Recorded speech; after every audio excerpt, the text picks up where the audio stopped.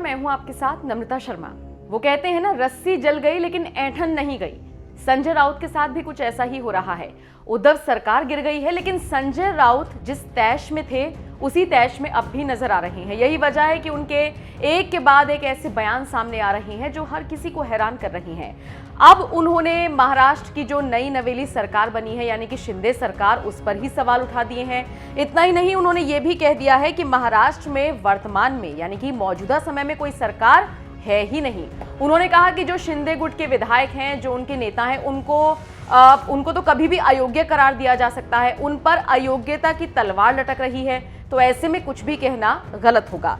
वैसे राउत ने महाराष्ट्र के राज्यपाल कोश्यारी पर भी निशाना साधा। उन्होंने कहा कि राज्य में लगातार बारिश हो रही है, हैजा फैल रहा है और ऐसे में राज्यपाल कहां है। कुल मिलाकर देखा जाए तो संजय राउत एक बार फिर से मुखर होकर शिंदे गुट पर, शिंदे सरकार पर निशाना साधते हुए नजर आए हैं।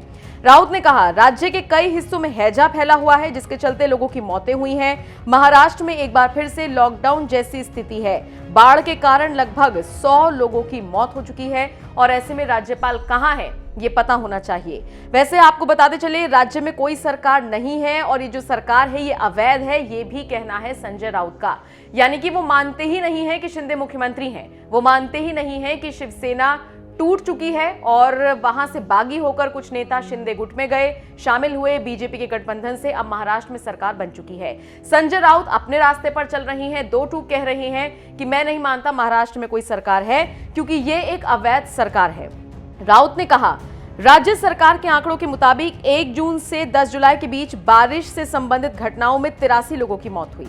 प्रदेश के स्वास्थ्य विभाग ने बुधवार को कहा कि 181 लोग हैजा से संक्रमित हुए, जिनमें से 5 की मौत हुई। ऐसी स्थिति में राज्य में कोई सरकार नहीं है, क्योंकि ये एक अवैध सरकार है। बाढ़ राज्य में कहर बरपा रही है। राज्यपाल कहां है? वो कल तक हमें निर्देशित कर रहे थे, अब वो कहां है? राज्य के लिए अब उनके निर्देशों की जरूरत है।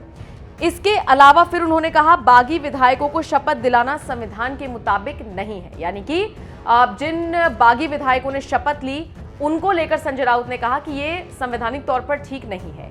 देखा जाए तो राउत जिस तरीके से बयान दे रही हैं, वो उनकी बौखलाहट साफ दिखा रहा है। वैसे आपको बता दें कि उद्धव ठाकरे से बागी होकर अकेले शिंदे निकले थे, लेकिन उनके पीछे पीछे कई शिवसेना के विधायक पहुंच गए। उसके बाद बीजेपी से गठबंधन हुआ और एट दी एंड जो नतीजा सामने आया वो आप सबने देखा। शिंदे मुख्यमंत्री बन चुके हैं, देवेंद्र फडणवीस उप मुख्यमंत्री बन चुके हैं और बीजेपी का ये दाव बहुत ज्यादा सक्सेसफुल होता हुआ नजर आया है। और यही बौखलाहट है जो न सिर्फ संजय राउत बल्कि उद्धव ठाकरे के बीच भी देखने को मिल रही है। बहरहाल संजय राउत ने जिस तरीके से बयान दिया, इसको लेकर आप क्या राय रखते हैं? कमेंट बॉक्स में अपनी राय हमें जरूर दें।